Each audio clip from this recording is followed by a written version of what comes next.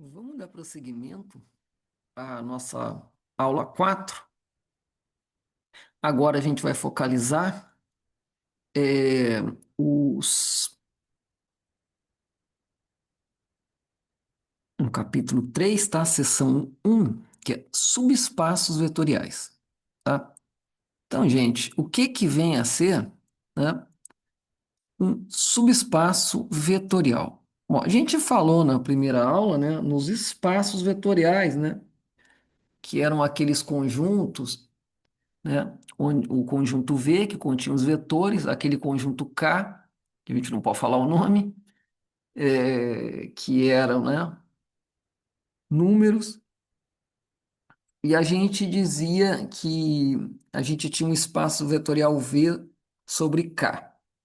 E a soma de vetores, né, seja lá o que for soma, né, tem que ser fechada em V, e o produto de vetores de V por números do conjunto K também tem que ser vetores de V. Então a gente diz que a soma e o produto por escalar são operações fechadas em V.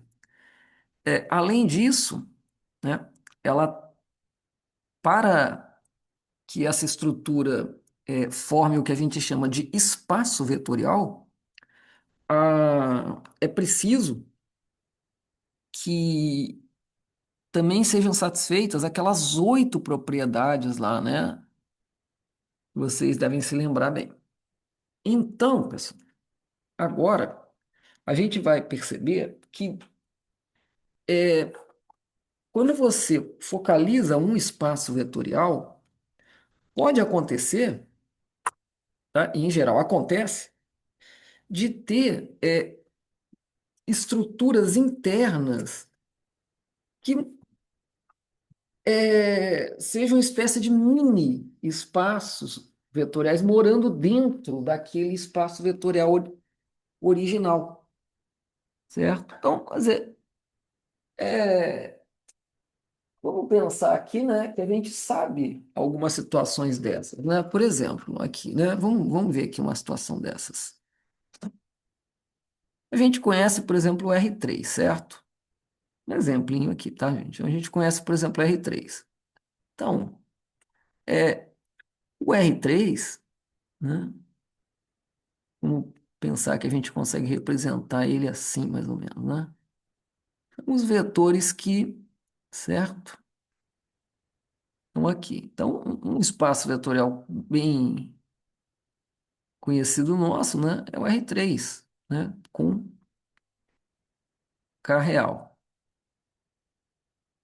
certo? É o espaço das flechinhas aí que a gente conhece do R3, né? A gente coloca esses rótulos X, Y, Z apenas para, né, poder representar melhor esses pontos e, né, vale tudo aquilo ali. Agora, repara, certo? V é um espaço vetorial. Agora, se eu pegar somente o plano Z igual a zero, também chamado plano XY, vamos chamar de plano XY, é melhor. Vamos pensar só no plano XY, certo? Só o plano XY. Só ele por si só é um espaço vetorial, concorda? Ele contém o vetor nulo, certo? Se eu pegar dois vetores do plano e somar, você vai fazer a regra do paralelogramo toda nesse plano e vai dar também um vetor do plano, certo?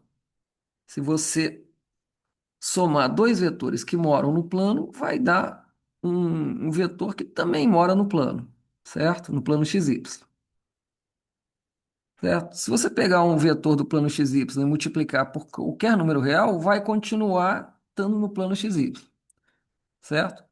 E se você fizer todas aquelas 8, verificar todas aquelas 8 operações só desses vetores do plano XY, você vai ver que elas valem também, certo?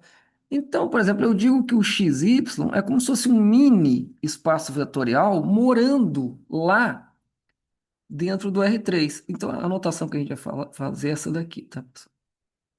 R3, tá? Depois eu vou explicar o que significa que XY é um subespaço do R3, tá? A gente vai voltar falando isso.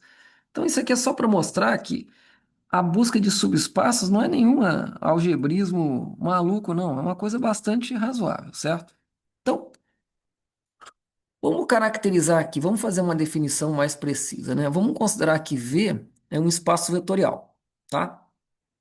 E vamos considerar um subconjunto não vazio de V, tá? Então, W é um subconjunto não vazio de V. Vou botar assim, tá? W é um subconjunto de V não vazio. É só para tirar o vazio, porque o vazio, como ele não tem ninguém, então praticamente tudo que se diz dele é verdade, né? Então, então é bom tirar ele daí. Então, olha só.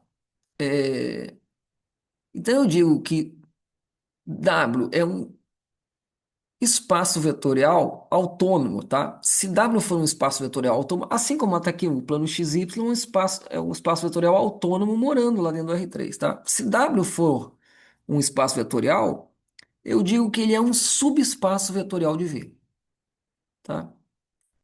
Pessoal, aqui tá, embora a gente não tenha falado, é óbvio que as operações, né, de soma e produto lá dentro do subespaço são as mesmas operações do espaço completo, né? Ok? Não são operações novas, porque aí poderia mudar a estrutura, né? É mantida a mesma operação de soma e produto que já havia em V, né? Apenas restrita a W, tá? Por exemplo, aqui no R3 a gente tem que o plano XY, o plano YZ, a reta X, a reta Y, a reta Z, todas elas são subespaços vetoriais, tá? E outros planos e outras retas também, tá? Só para a gente ver que tem vários aí. Então é isso, pessoal. Se você tem um subconjunto não vazio, tá? De um espaço vetorial V, que usando as mesmas operações de V é fechado e certo? Para soma e multiplicação e tudo funciona muito bem, a gente diz que é um subespaço vetorial, tá? E a gente denota isso aqui, ó. A gente diz que W é esse símbolo aqui, que é muito usado para desigualdade de números, aqui no contexto de álgebra, ele significa subálgebra. Então ele diz o seguinte, ó, quem está aqui no vértice é subálgebra do outro, tá? Então W é um subespaço vetorial de V. Bom, pessoal, vamos lá. A proposição 3.1.1 vai nos garantir o seguinte, que um que W para que W seja subespaço de V, a condição necessária e suficiente é que ele simplesmente seja fechado para a soma e para a multiplicação do escalar, tá? Ou seja, a proposição está te dizendo o seguinte: se você pegar um subconjunto de V, basta você ver que a soma e o produto são fechados. Se você pegar um subconjunto W de V, para você dizer que W é um subespaço de V, basta você verificar se a operação de soma e produto por escalar são fechadas lá dentro em W, tá? Ou seja, o que ele está dizendo, a proposição 3.1 está te dizendo, é que você não precisa procurar a validade daquelas 8 propriedades. Elas vão valer automaticamente, tá? Então, é mais que suficiente você apenas verificar o fechamento da soma de vetores e a multiplicação e o fechamento da multiplicação por escalar para todos os vetores que moram lá em W. Se você verificar o fechamento das operações em W, você já mostrou que W é um subespaço vetorial de V, inclusive satisfazendo aquelas 8 propriedades todas, tá? O corolário 312 nada mais é do que uma maneira de fazer essa verificação de soma e de produto unificado, tá? Então ele vai dizer que W é um subespaço vetorial de V se somente C essa quantidade aqui, ó. U mais AV pertence a W, tá? Ou seja, tudo isso aqui é fechado. Para todo A, né? No corpo, aqui no caso botou real, mas vamos apagar aqui que é melhor, né? Vamos botar no corpo para ficar mais formal. Xiii, não sei se vão proibir esse vídeo. Tomara que não. E para todo par de vetores U e V, tá? Pertencente a W. Tá? Então basta você verificar, tá? Isso aqui que você está automaticamente verificando o fechamento para soma e o fechamento para multiplicação por escalar, tá? Eu peço para que vocês leiam aí a demonstração da proposição 311. É um bom exercício, tá? É simples, tá? Então, exercício, estudar aí a demonstração disso aí. Facinho, tá, pessoal? Bom, primeiro exemplo aqui de subespaços vetoriais são o que a gente chama de subespaços vetoriais triviais, ou também chamado impróprios. Então, tem dois, tá? Todo espaço vetorial tem esses subespaços impróprios, também chamados triviais, que é o seguinte: os dois são chatos, são sem graça, porque um tem muito pouca gente e o outro tem gente demais. Então, um subespaço, tá, é o conjunto que contém somente o vetor nulo. Só ele é um subespaço, porque veja, ele é diferente do vazio, tá? E a soma do nulo com nulo é nulo e, portanto, é fechado para a soma. E a multiplicação do nulo por qualquer escalar continua sendo nulo, então ele também é fechado para multiplicação por escalar. Então ele é, sim, um subespaço de V. Sem graça, mas é, né? E o próprio V, né? Esse é mais sem graça ainda, né? Porque se V é um espaço vetorial, né, tá claro que V é um subconjunto dele, que é um espaço vetorial, né? Então, esses são os espaços impróprios ou triviais, tá? Vou botar aqui. Impróprios.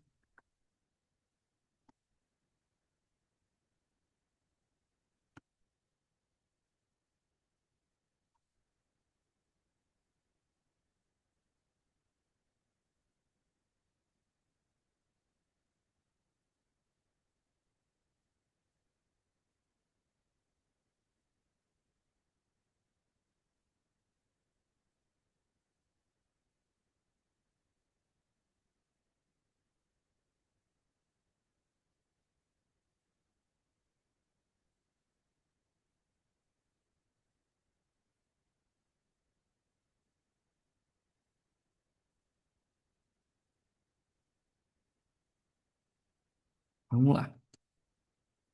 Uma olhadinha aqui só para.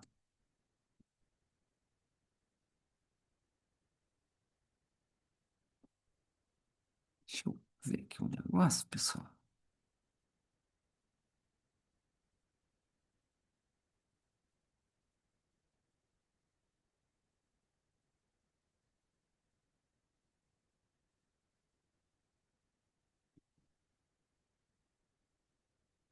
Vamos lá.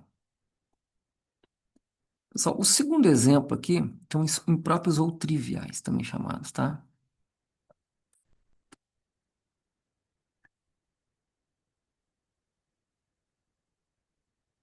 O segundo exemplo, pessoal, é o que a gente chama, né, de... se você pegar, tá? É, os...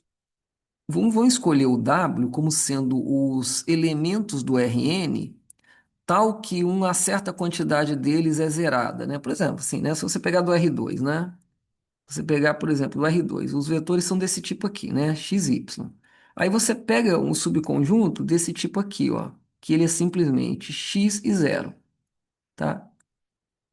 Isso aqui está generalizando essa situação. Ou se você pegar, por exemplo, no R3, né, x, y, z, tal que, sei lá, x e z sejam zeros.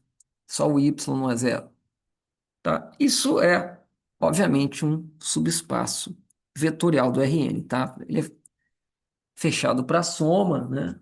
Fechado para multiplicação por escalar.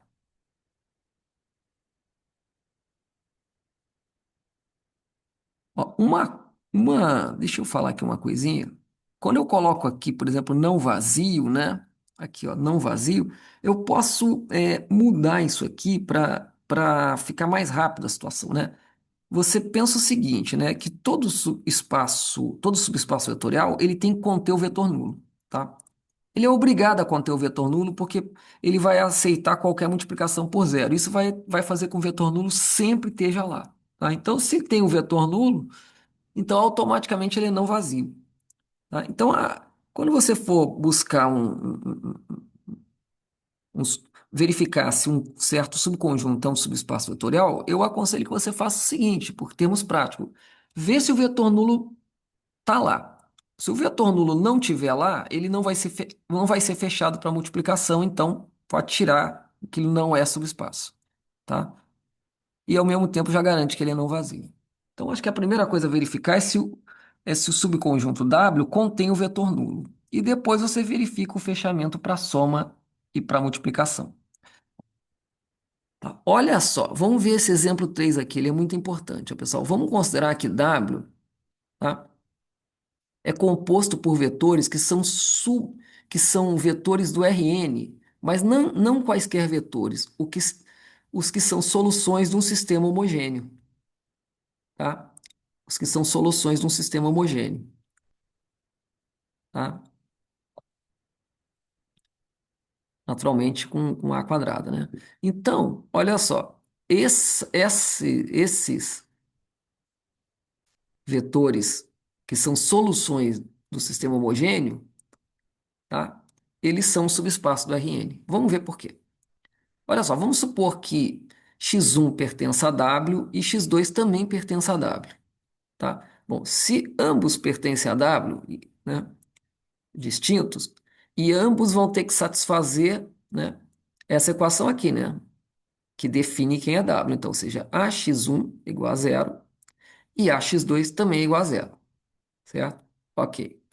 Então, agora vamos fazer A multiplicado por x1 mais x2. Ora, como a multiplicação de matriz é distributiva, né, vai ficar ax1 mais ax2. Ora, mas como ax1 é zero e ax2 também é zero, e zero mais zero é zero, você acaba de ver que x1 mais x2 também pertence a W. Ou seja, ele também satisfaz a equação ax igual a zero. E, portanto, W é fechado para a soma. Tá? Uma análise simples também vai mostrar que é fechado para multiplicação também. Ó. Se eu pegar um elemento x1 que pertence a W e multiplicar por alfa, eu vou obter um elemento alfa x1. Esse elemento alfa x1 também pertence a W. Vamos ver por quê. Ó. O alfa é um número, pode pular lá para fora. Então vai ficar alfa ax1. Ora, mas ax1 é zero, porque x1 pertence a W. Só que alfa vezes zero, vezes né, o nulo é o próprio nulo. Portanto, alfa x1 também é solução de ax igual a zero e, portanto, também pertence a W. Portanto, ele é fechado para soma e para multiplicação, certo? Como a gente viu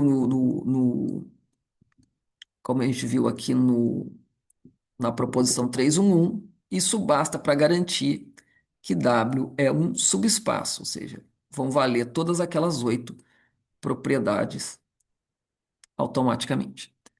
Bom, o exemplo 4 é um exemplo tirado aqui de matrizes, tá, pessoal? Vamos considerar o espaço vetorial V o espaço de todas as matrizes quadradas n por n, tá? K real. Bom, vamos ver um subconjunto. O subconjunto das matrizes simétricas é um subespaço de V. Pensa, a soma de simétricas é simétrica. Então, fechado para a soma, né? A matriz nula é simétrica, certo? E uma matriz simétrica multiplicada por um número real é uma matriz simétrica, portanto, fechado para a soma para multiplicação. Ou seja, o subconjunto das matrizes simétricas é um subespaço de V. As matrizes antissimétricas também, tá? Matrizes antissimétricas também formam um subespaço vetorial, um argumento análogo. E as matrizes diagonal também, certo? A soma de uma diagonal é diagonal, a matriz nula é diagonal, e o produto de uma diagonal por qualquer número também é uma diagonal. As fechadas, todas eles são subespaços. Tem muito mais, tá? Esses aqui são bem simplesinhos para se ver. Então, o conjunto das matrizes antissimétricas N por N é um subespaço, o conjunto das matrizes simétricas também, o conjunto das matrizes diagonal também. E tem muitos outros, tá, pessoal? Muito mais interessantes, inclusive. Vamos ver agora um exemplo de um subespaço mais elaborado, tá, pessoal? O Abramo, ele gosta desse exemplo, realmente é bacana, né? Vamos ver. Vamos considerar, pessoal, olha só, vamos aqui num crescente, tá? A gente já falou nisso, mas eu não ficou muito bem explicado lá nas primeiras aulas. Ó, o conjunto dos reais, tá? São, tem um posto só, digamos assim, né? São vetores que só tem uma componente, né? O conjunto do R2 são vetores com duas componentes, x1, x2. Do R3, três componentes, x1, x2, x3. Do Rn, x1, x2, x3, x4 até xn, certo? Todos esses são espaços vetoriais. Tá. Agora vamos considerar a- como é que eu vou dizer a palavra aqui? A extensão desse conceito aqui, né? Vamos ver se isso aqui também funciona. Vamos considerar S o conjunto de todas as sequências reais, tá? Ou seja, né? Como se fosse isso aqui, né? Enquanto isso aqui só tem um, isso aqui tem dois, isso aqui tem três, isso aqui tem N. Agora imagina um que não termina. Então, tá certo? Então, tem x1, x2, x3, x4, x1, xn, xn mais um, xn mais 2, xn mais 3, né? Eternamente assim, certo? Então, o mapeamento dos naturais, tirando o zero, né? Porque começa do um, nos reais. Então, cada um desses x1 aqui são números reais. X1, x2 são todos números reais. É uma sequência infinita de números reais, tá? Bom, se eu posso definir, pessoal, a soma de sequências infinitas, tá certo? Vamos colocar aqui. Vamos definir aqui uma sequência W, só para brincar aqui com vocês, tá? Então ela seria y1, y2, y3, yn, yn mais, meu Deus, yn mais um. YN mais 2. Então, vamos definir a soma, ó. Soma o x1 com y1, x2 com y2, assim, sempre assim, tá? Ora, vai dar como x1, como xi, yj, né? São números reais, a soma deles vai dar números reais, ou seja, a soma, tá certo? Ou seja, S mais W, né? São dois vetores gigantes aí, né? Eu nem colocar flechinha, pertence ao, né, espaço das sequências. Então, a soma de sequências é uma sequência. E o produto de uma sequência por um número real, né, se multiplicar a sequência S aqui por alfa, vai ficar alfa 1, alfa 2, blá, blá, blá, blá, também, né?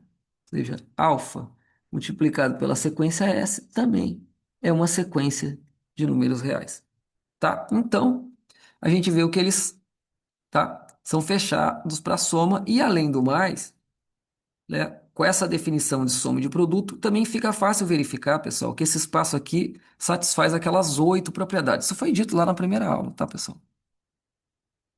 Aquelas oito propriedades também são satisfeitas para esse conjunto de sequências, tá? Mas você prova aí de novo, tá?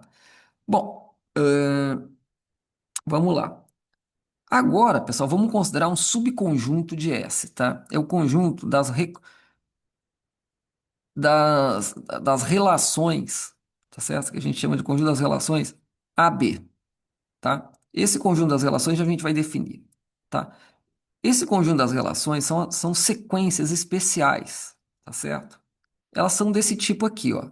Os elementos dela, eles ocorrem de maneira recursiva. Olha só como é que acontece, ó. Então, o elemento n mais um da sequência, certo? Tem o número um, o 1, o primeiro posto, o segundo posto, o terceiro posto. O posto n mais um, ele é formado da seguinte maneira: ele pega o posto anterior, n, e multiplica por a, e pega o posto n menos um, quer dizer, anterior do anterior, e multiplica por b e soma isso tudo, tá?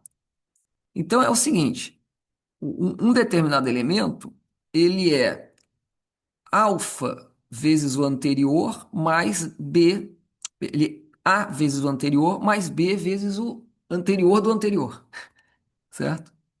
E a e b são reais fixados, tá? De saída. Eles dão as relações AB. Então toda sequência desse tipo é uma relação AB, tá? Bom, isso é um subconjunto de S. É não vazio, certo, pessoal? É óbvio que a gente pode imaginar um monte de sequências desse tipo aqui.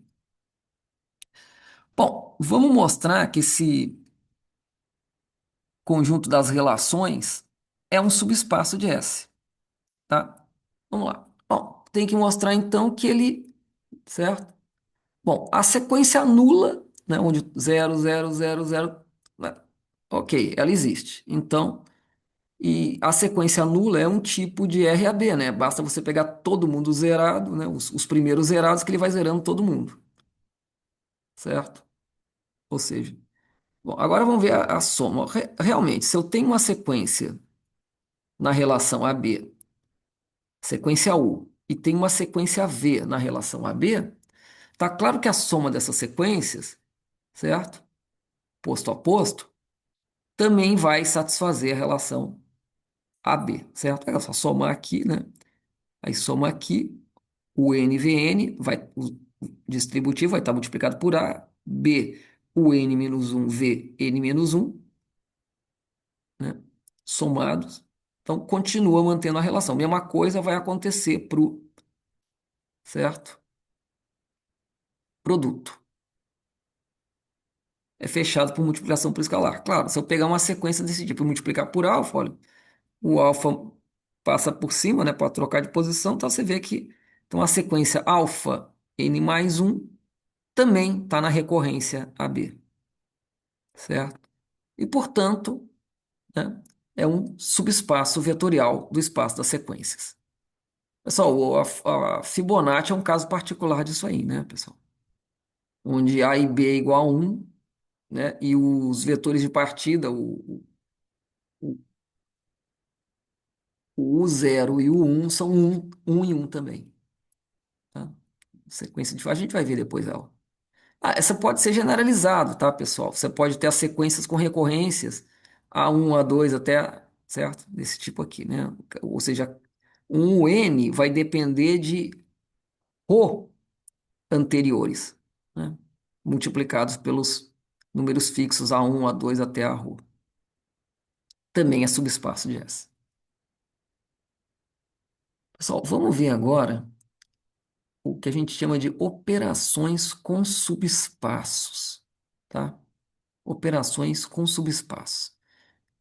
Bom, a proposição 313, ela diz o seguinte, pessoal: se você tem um espaço vetorial V, tá? Vamos partir de um espaço vetorial V.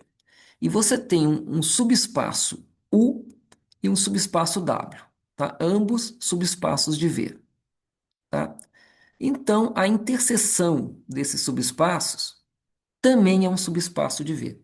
Pessoal, eu vou pedir para que vocês demonstrarem, essa demonstração é bonita, tá? Tem também no livro. Mas você tem que mostrar o seguinte, que se você pegar dois vetores quaisquer na interseção, a soma deles continua na interseção, fechado para a soma. Se você pegar um vetor na interseção e multiplicar por um número, esse novo vetor vai continuar na interseção, portanto, fechado para a soma e para o produto. E a interseção, obviamente, né, claro, ela contém o vetor nulo, né? Porque para ser subespaço tem que conter o vetor nulo, né? Então a interseção, naturalmente, tem que conter o vetor nulo. Então eu peço que vocês mostrem isso. Uma outra operação importante, pessoal, é aqui o que a gente chama de soma de subespaços. Então vamos considerar que U é um subespaço de V e W é um outro subespaço de V. Maravilha. Então, a soma de subespaços, pessoal, ela vai ser definida da seguinte maneira, ó. Ele é um conjunto, tá? Onde os elementos são obtidos a partir dessa maneira. Você pega um elemento do subespaço U, que eu chamei aqui de U pequeno, e pega outro vetor do subespaço W e vai fazendo todas as somas desse tipo, onde um pertence a U e o outro pertence a W, tá? Para todos de U e todos de W. São todas as somas possíveis, onde um elemento está em U e o outro elemento está em W. Todas as somas possíveis. Pessoal, bom, dá para ver uma coisa aqui, né? Que quando você tem, né, uma coisa que a gente vai falar logo aqui é o seguinte, ó. Tá claro que U é um subespaço de U mais W, né? E tá claro que W também é um subespaço de um mais W, né? Ok? Bom, a proposição 314 ela diz o seguinte, ó, que a soma de subespaços também é um subespaço. Também peço para vocês demonstrar a mesma coisa, gente, ó, você vai ter que mostrar o seguinte, se você pegar dois vetores da soma de subespaços e somá-los, eles vão continuar morando lá dentro da soma de subespaços. Se você pegar um vetor da soma de subespaços, ou seja, um vetor desse tipo aqui, e multiplicar por um número real, ele continua morando na soma. Então ele é fechado para soma e multiplicação. E naturalmente ele contém vetor nulo. Né? Basta pegar o nulo de U e o nulo de W, que são os mesmos por coincidência. Né? Então, zero mais zero, zero. Então, tá? Ele é obviamente não vazio. Também eu peço que vocês demonstrem isso. Uma observação interessante aqui é que a soma de subespaços é o menor subespaço que contém ambos W e U, tá? Por quê? Porque todo outro subespaço que contém os dois vai ter que conter a soma deles, tá? Qualquer subespaço que contenha esses dois elementos, né, vai ter que conter a soma dele. Então, tá? Ele é o menor subespaço que contém ambos. Pode ter maiores, né? Quer dizer, a soma é o menor, que contém ambos. Bom, agora vamos ver o conceito, muito importante também. Mais adiante isso vai ser muito importante, tá, pessoal? Caracterizar o que vem a ser a soma direta de subespaços. Bom, eu digo que V é a soma direta dos subespaços U e W, se V for a soma de U e W, e além do mais, a interseção de U com W contém somente o vetor nulo, tá? Então, quando isso acontece, pessoal, quando V é a soma do subespaço U mais o subespaço W. E a interseção de U com W contém somente o vetor nulo. A gente diz que V é a soma direta de U com W. E fazemos essa notação aqui, ó, essa soma com essa bolinha em volta aqui, tá? Soma direta. Tá? Então isso significa que, tá? Quando V for a soma de 1 mais W e a interseção de 1 mais W quando tiver somente o vetor nulo. Então a gente diz que V é a soma direta de 1 mais W. Vamos ver o que significa isso aqui, pessoal, através de alguns exemplinhos aqui, ó. Vamos pegar o R3, tá? Pessoal, o R3 pode ser visto, tá, como a soma direta de x, a reta x, com o plano YZ, certo? Ok? Uma maneira. Você pode entender o R3 como sendo a soma direta da reta x com a reta YZ. Também poderia ser visto também como sendo, por exemplo, né? Vamos botar aqui. O R3 também poderia ser visto como sendo o plano XY, certo? Soma direta com a reta Z. Também dá. Tem várias maneiras, tá, pessoal? Vamos ver aqui, gente, ó, um outro exemplo, ó. Ó, de fato, o R3, pessoal, também poderia ser visto assim, quer ver, ó? Também pode ser visto como a soma direta de x com y. Soma direta pode prosseguir, tá? Com z. Também funciona. Vamos lá. O R2. Olha só, aqui ele está dizendo que o R2 é a soma direta desse subconjunto que eu chamei de U com esse outro subconjunto que eu estou chamando de W. Repara, U é definido por essa equação homogênea aqui, ó, x menos y igual a zero. E o W é definido por essa outra equação, sistema homogêneo aqui, x mais y igual a zero. Repara, os elementos de U são do tipo XX, certo? Os elementos de U é uma reta, tá, pessoal? Os elementos de U são essa reta XX, tá? Ela está na direção do vetor 1, 1, e você pode multiplicar ele por qualquer número, né? Vai dar todos os vetores da reta. Esses elementos de W são desse tipo aqui, ó, menos y, y, tá? É a reta perpendicular a essa, tá? Como vocês podem ver. Pessoal, a gente vai poder mostrar aqui, ó, que realmente o R2 pode ser feito, tá? Pela soma direta desses dois subespaços. tá? Vamos ver aqui, ó. Vamos considerar um elemento AB do R2. Repara que ele pode ser escrito dessa maneira aqui, pessoal, ó. AB pode ser escrito como, ó, A mais B sobre 2, vírgula, A mais B sobre 2, mais A menos B sobre 2, vírgula, B menos A sobre 2. Só você somar aí para ver que dá a mesma coisa, tá? Só que esses caras aqui, ó, pertencem a U, né? Porque eles são a primeira componente é igual à segunda. E esses caras aqui, eles pertencem a W, porque a primeira componente é um negativo da segunda, tá? Então você vê que como isso aqui dá um genérico, perfeito, tá? Eles formam, ou seja, então isso aqui está mostrando que o R2, né, é a soma de U com W. Tá, agora a gente tem que mostrar que a interseção deles só tem o vetor nulo, né? Então, ó, a única maneira desse cara ser igual a esse, tá? A única maneira de xx ser igual a menos y é, certo? X ser igual a y igual a zero. Ou seja, a única solução é o vetor nulo do R2. Portanto, realmente é verdade, tá? O R2 pode ser visto como a soma direta desse conjuntinho U, dessa reta U, com essa reta W. Pessoal, esse teorema é importante também, a gente vai ver que ele é interessante. Teorema 315. O teorema 315 diz o seguinte: se V é a soma direta de um subespaço U com um subespaço W, tá? Então, se isso acontecer, então V pode ser escrito como um elemento de U mais um elemento de W de modo único. E vice-versa, tá? E toda vez que você tiver um conjunto, tá? Onde V pode ser escrito de modo único como U mais W, tá? Onde U pertence a U e W pertence a W, então vai ser uma soma direta, tá? Eu vou mostrar aqui para vocês, ó, certo? A flechinha indo para direita. Eu peço que vocês mostrem a flechinha, tá?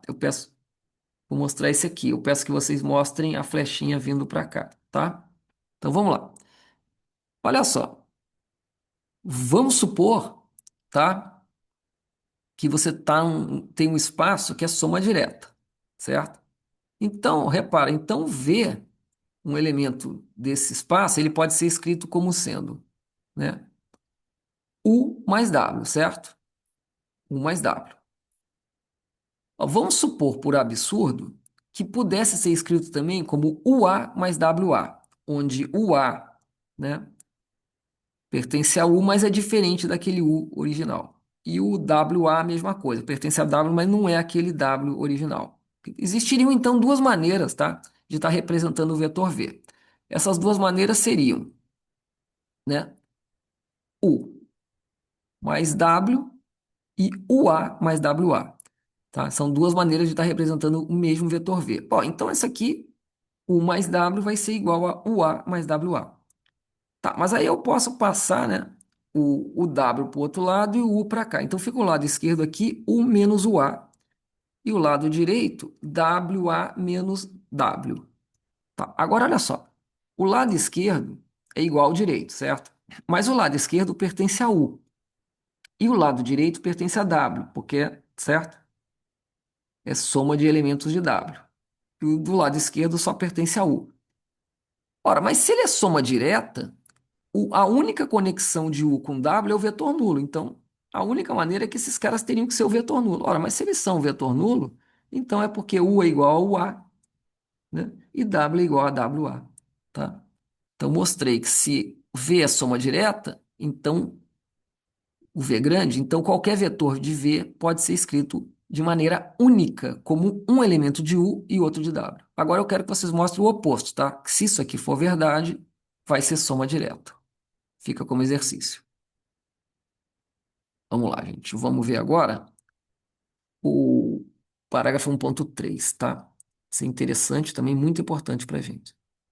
É o conceito de subespaços gerados. Então, a situação é essa daqui, pessoal. A gente vai considerar que a gente está lá no espaço vetorial V, certo? Agora vamos escolher uma certa coleção de R vetores de V, tá certo? Então, eu escolhi esses vetores aqui, ó, V1, V2, V3 até VR, tá? Escolhi R vetores de V. Esses vetores, pessoal, vão ser os geradores de um certo subespaço. Então, a gente chama esse subespaço de G de V1, V2, V3 até VR, tá? Então, o que que é G? Pessoal, nada mais é do que o conjunto formado por todas as possíveis e imagináveis combinações lineares feitas com esses R vetores. Tá aqui, ó. A1 V1 mais A2 V2 mais A3 V3 até a RVR, tá? Todas as combinações lineares possíveis e imagináveis vão entrar aqui, né? Então, esse é o conjunto G, tá? Então, como eu falei, esses VI são chamados os geradores desse conjunto, tá? Ó, um exemplinho aqui, pessoal, é o seguinte, ó, se eu pegar esses vetores aqui, ó, 1, 0, 0, 0, 1, 0, 0, 0, 1, chamada base canônica, né, lá no R3, ó, o E1 é 1, 0, 0, o E2 é 0, 1, 0, tá? Essa notação aqui vai servir sempre para vetores da base canônica, tá, pessoal? Fiquem atentos. Tá claro que esses três vetores vão gerar o R3, né? Ok? Porque se você multiplicar esse por x, esse por y, esse por z e somar, né, gera todos os vetores do R3. Bom, a proposição aqui, pessoal, 316, ele diz o seguinte: se W é o conjunto gerado por R vetores de V, então vão valer essas duas propriedades aqui, ó. W é subespaço de V, tá? E W é o menor subespaço de V que contém os geradores. Bom, eu peço para você demonstrar. Mesma coisa, pessoal. Você tem que mostrar o seguinte, que os elementos que estão em G, tá? No conjunto gerado, que a soma deles continua no conjunto gerado. E que se um elemento que está no conjunto gerado, o produto dele por qualquer escalar continua no gerado. Ou seja, os espaços gerados são subespaços vetoriais, tá? E ele é um mínimo, tá? Também eu peço para que vocês demonstrem por que que ele é um mínimo, tá?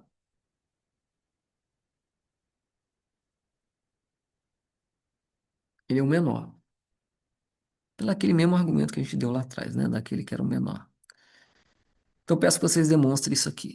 Agora, pessoal, vamos focalizar um problema aqui importante, olha.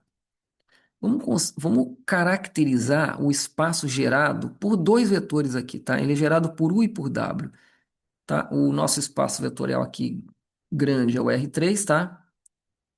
Vamos pegar vetores do R3. Então, peguei esses dois vetores aqui, o U e o W. O U é 1 menos 2 menos 1 e o W é o 2, 1, 1. Vamos ver qual é o subespaço do R3 gerado por U e por W. Vai ser um plano, tá, pessoal? São vetores que são concorrentes, vai formar um plano. Mas vamos ver como é que isso funciona. Ó, se você pegar um elemento B genérico que pertence ao espaço gerado, tá? Então é porque ele é uma combinação linear de U com W, certo? Não estamos dizendo nada demais, ó. Se você pegou um elemento de G, ou seja, o conjunto de todas as combinações lineares de U com W, então tá claro que um elemento genérico dele é uma combinação linear de U com W. Eu posso escrever dessa maneira aqui, tá? Então, um elemento genérico B1, B2, B3 é uma combinação linear do U, 1 menos 2 menos 1, x, com o W, 2, 1, 1. Ou seja, isso significa que essa equação aqui, é um sistema, né, tem solução.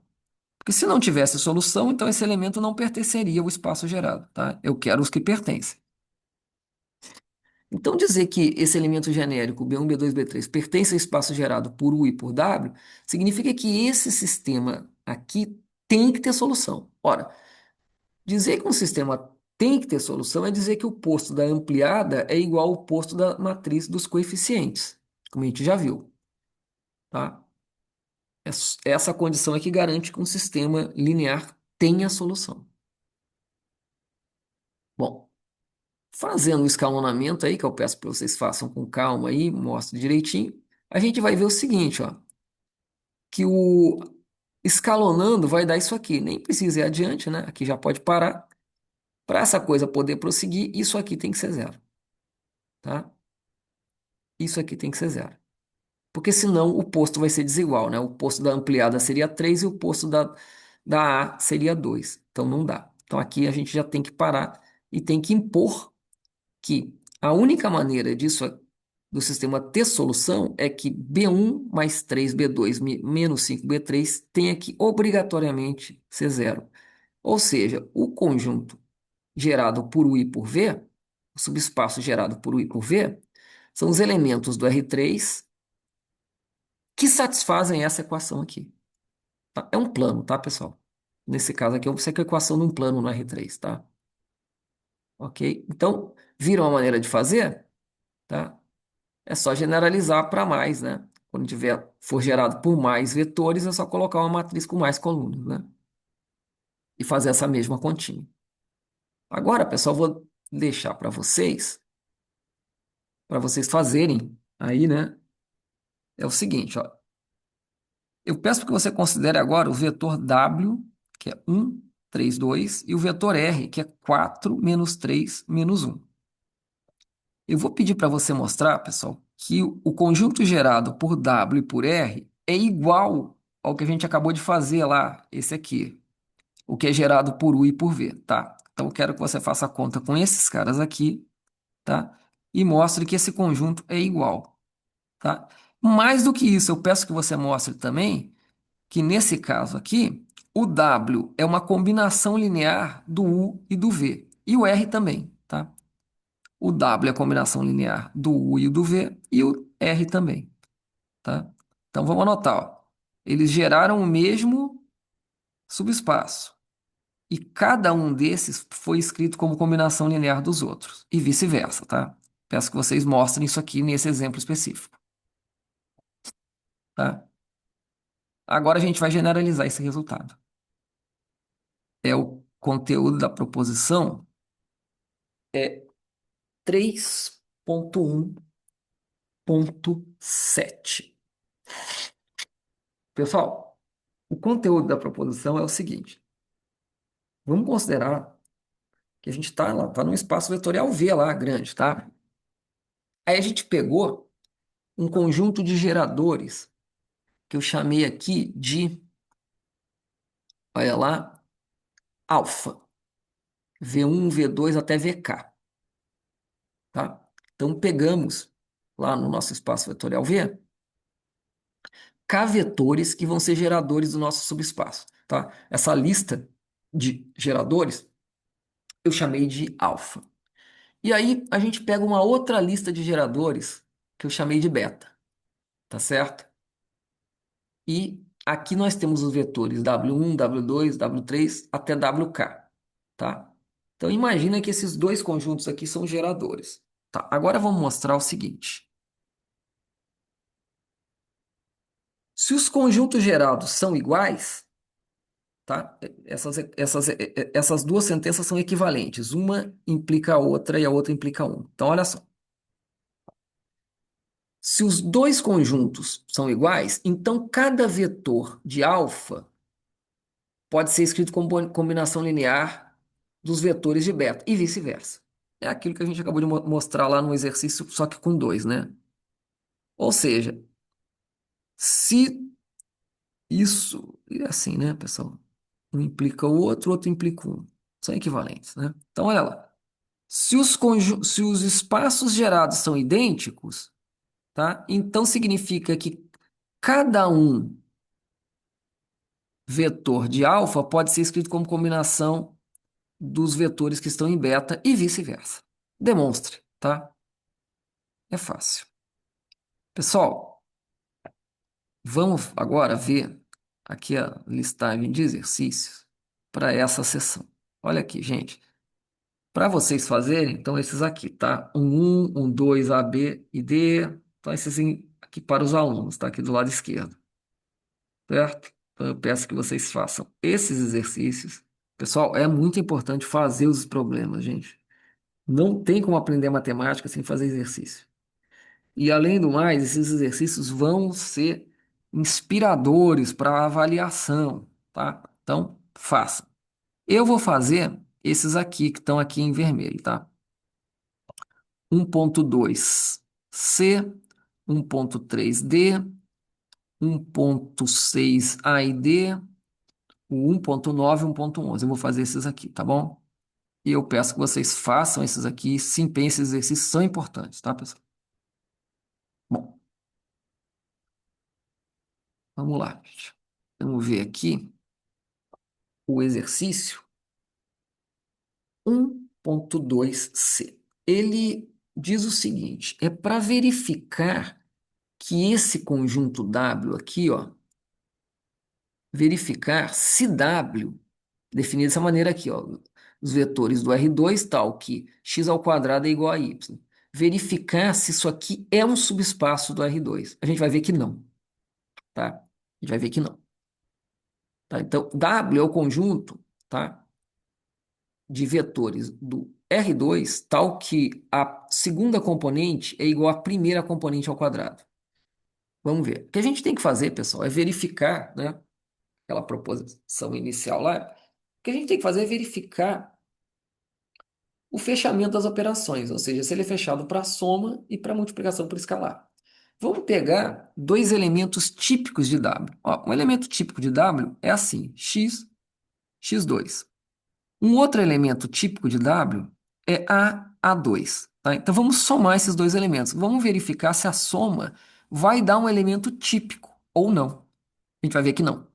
Então, ó, somando, ó, x mais A, x mais A. Somando x ao quadrado mais ao quadrado, x ao quadrado mais ao quadrado. Então você vê que esse elemento não pertence a W. Esse elemento aqui não pertence a W. Por quê? Pessoal, porque para pertencer a W, repara, né? Ele teria que ser, a segunda componente tem que ser o quadrado da primeira. E isso aqui, x ao quadrado mais a ao quadrado, não é o quadrado de x mais a. Ou seja, a soma de dois elementos de W dá um elemento que não está em W. Então a soma não é fechada, não é subespaço, tá? Bom, vamos ver o exercício 1.3D. Esse exercício é bem interessante, gente. Olha só. Ele pede para verificar se esse W aqui, ó, formado pelos vetores do tipo x, 2x, x, com x real, tá? Verificar se isso aqui é um subespaço do R3. A gente vai ver que sim. Bom, primeiro que você já pode ver que o vetor nulo está contido, né? Só pegar o x nulo, vai ser 0, 0, 0, tá lá. Então ele é não vazio, aquela coisa toda lá, já. Ok? Vamos lá. Vamos pegar um elemento típico, dois elementos típicos de W. Então o primeiro é x, 2x, x. E o outro elemento é A, 2A, A. Certo? Vamos somar os dois. Pessoal, vai dar o elemento x mais A, 2x mais A, x mais A, que é um típico de W. Ok? Fechado para soma, portanto. O mesmo vai acontecer com a multiplicação. Se eu multiplicar o W1 por alfa, vai ficar alfa x, 2 alfa x, que é um típico elemento de W, fechado para multiplicação. Portanto, então sim, é subespaço. Esse W aqui é subespaço do R3. Vamos ver agora um outro exercício interessante, gente. Esse aqui é bastante legal também, ó. Repara. Ele pede para você determinar a interseção e a soma desses dois subespaços aqui. O primeiro subespaço U é esse aqui, ó. São os elementos do R3 tal que x é igual a y. Tá? Isso aqui é um subespaço. Você pode verificar, eu deixo para vocês verificarem que isso aqui realmente é um subespaço, fechado para soma e fechado para multiplicação. O W também é um subespaço, tá? X igual a y igual a z. Esse aqui é um plano, tá? O U é um plano, a gente pode ver depois, e esse aqui é uma reta. Mas ok, vamos ver aqui uma coisa. Repara uma coisa, é imediato constatar que o W está dentro do U, tá certo? Porque olha, a condição A condição que define W está dentro da condição que define U, certo? Então o W mora dentro de U, tá? É imediato constatar que o W é um subconjunto de U, tá? Ora, se ele é um subconjunto de U, a interseção, né? Se W é um subconjunto de U, a interseção de U com W é W, né? E se W é um subconjunto de U, a soma de U com W é U, é o maior, né? A interseção é o menor e a soma é o maior. Bom, então, a gente acabou de ver isso aqui, né? Ok? A interseção, né, de U com W, é o menor, e a soma é o maior, ok? Por quê? Porque um está dentro do outro. Vamos ver o item D. Esse aqui é mais elaborado. Vamos ver como é que se faz. Repara. Nesse item D, o U, tá? É esse subconjunto aqui do R4. Olha, repara, ó. X, Y, Z e T pertencentes ao R4, mas não quaisquer vetores. As componentes dele têm que satisfazer essa equação homogênea aqui. É um subespaço, como a gente já sabe, porque toda vez que a condição for uma equação homogênea, um sistema linear homogêneo, né, você vai ter um subespaço. E o outro é uma reta, né, os vetores A, onde A é real. Tá? Isso aqui vai ser um subespaço tridimensional. A gente vai ver depois isso, tá? Não agora. Isso aqui vai ser uma reta unidimensional. Maravilha. Pessoal, então, um elemento típico, repara, um elemento típico de U, ele pode ser visto dessa maneira aqui, ó. X, Y, Z, aí você pega esse T aqui e equaciona aqui para X e Y, tá? Então, ó, um elemento típico de U, ele é formado assim, ó. X, Y, Z, X mais 2Y, tá? Então, para pertencer a U, ele tem que ter esse aspecto geral aqui, tá? Ou seja, a quarta componente tem que ser a primeira mais duas vezes a segunda.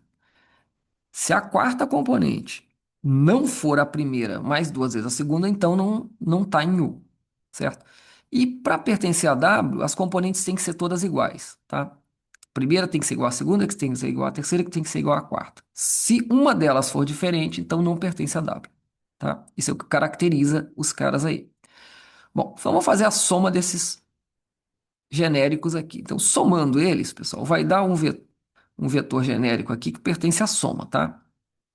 Ok? Pertence à soma.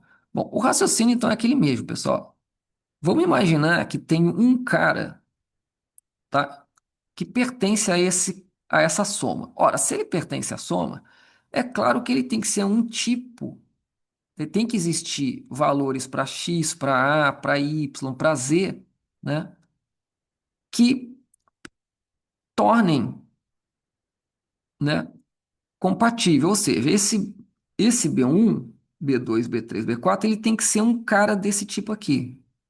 Ou, tá certo? Significa que, né, esse sistema aqui, ó, eu deixo para vocês mostrarem, tá? Tem que ter solução, certo? Esse sistema aqui tem que ter solução. Se você fizer o escalonamento, você vai ver que ele tem solução sempre. Não tem restrição, tá? Você vê que tem quatro pivôs. Não há restrição nenhuma em cima dos Bs. Então, o que que isso significa? Ora, B1, B2, B3, B4 sem restrições é o R4, certo? Ou seja, o mais W é o próprio R4, tá? Se tivesse alguma restrição, você colocaria lá a restrição, né? Para caracterizar a soma. Mas aqui, como não havia restrição, significa B1, B2, B3, B4 sem restrição nenhuma é o próprio R4. Ou seja, aqui é um caso, então, que a soma de U com o W deu o próprio R4. Bom, agora a gente vai ver que não, o único elemento comum entre U e W é o vetor nulo. Vamos ver, ó. Um elemento A de W e que também simultaneamente pertença a U, ele teria que satisfazer isso aqui, né? Teria que botar que A mais 2A menos A igual a zero. Ora, isso só acontece, pessoal, A mais 2A menos A né, satisfazendo a condição que define o U, isso só vai acontecer se o A for zero, certo? E se o A for zero, zero, zero, zero, zero. Ou seja, a interseção só contém o vetor nulo. Então, maravilha, esse caso mostra que o R4 é a soma direta daquele U com aquele W. Esse U é tridimensional, esse W é unidimensional, por isso forma 4 ali, tá? A gente vai ver isso depois. Maravilha. Vamos ver outro problema agora. Esse problema aqui tem um defeito aí, como a gente vai mostrar. Gente, vamos lá. Bom, 1.9. Sejam, né, S um subespaço de V e W um outro subespaço de V. Então, vamos mostrar que a união, tá, de S com W é subespaço se somente C um for subconjunto do outro. Tá? Olha só. A união de subespaços nem sempre vai ser um subespaço, certo? A união, porque a união, pessoal, é diferente da soma. A soma, como a gente caracterizou, são todas as somas possíveis de um elemento de S com um elemento de W, certo? A união, pessoal, não é a soma. A união é a reunião de todo mundo numa mesma casa, mas os caras não estão sendo somados, tá? Não necessariamente somados. Vamos lá. Então, vamos provar aqui, ó. Vamos provar aqui, esse lado implica o outro, né? Vamos supor, né? Se S é um subconjunto de W, tá? Se S é um subconjunto de W, então a união é a W, certo? Ok? Se S é um subconjunto de W, então a união deles é o próprio W. Ora, então nesse caso, se a união de S com W é W, e W é um subespaço de V, bom, então ele é um subespaço de V, tá? Agora, vamos provar o outro, né? Se a união for um subespaço, então um deles tem que estar contido dentro do outro. Bom, vamos pela negativa, tá, pessoal? Em vez de eu pegar isso aqui e mostrar isso, eu vou fazer o seguinte: eu vou negar isso aqui e mostrar que leva à negação disso. Vamos lá. Se S não está contido em W, tá certo? Então, eles são desse tipo aqui, ó, como está aqui. Se S não está contido em W, então eles têm. Pode até ter alguns vetores em comum, mas eles vão ter vetores de ambos os lados incomuns, tá certo? Ok? Então, obrigatoriamente vai existir algum vetorzinho S de S, tá certo? Que não está em W. E também vai existir algum vetorzinho W pequeno de W que não está em S, tá? Então vai ter caras aqui, tá? Que pertencem somente a um deles, certo? Bom, a soma desse S exclusivo com esse Wzinho exclusivo não pertence à união, porque a união é simples reunião deles, mas não conta somas, tá? Então esse cara não está na soma, certo? Ok? Ora, se ele não é fechado para a soma, ele não pode ser subespaço, certo? Então mostramos. Bom, pessoal, aqui no item B, eu creio que aqui é um equívoco, tá certo, pessoal? Eu acho que o livro aí bobou. Ele quer provar isso aqui, mas isso aqui não é correto. Porque, como a gente acabou de ver, basta que seja subespaço, né? Eu tenho a impressão que nesse caso aqui, ele quer mostrar isso aqui, tá? Essa parte aqui não tem, tá? Essa parte aqui apaga, tá? Eu acho que ele quer mostrar isso. Bom, se for isso, né? É um caso particular do outro lá e tá ok. Se for os dois, tá errado, porque não é exclusivamente se for igual. Bom, 1.11.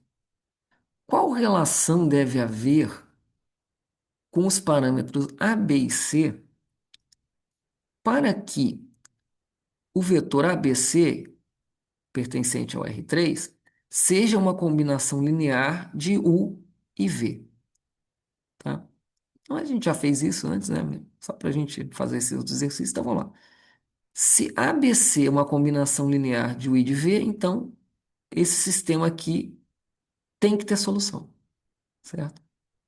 Ok? O sistema tem que ter solução.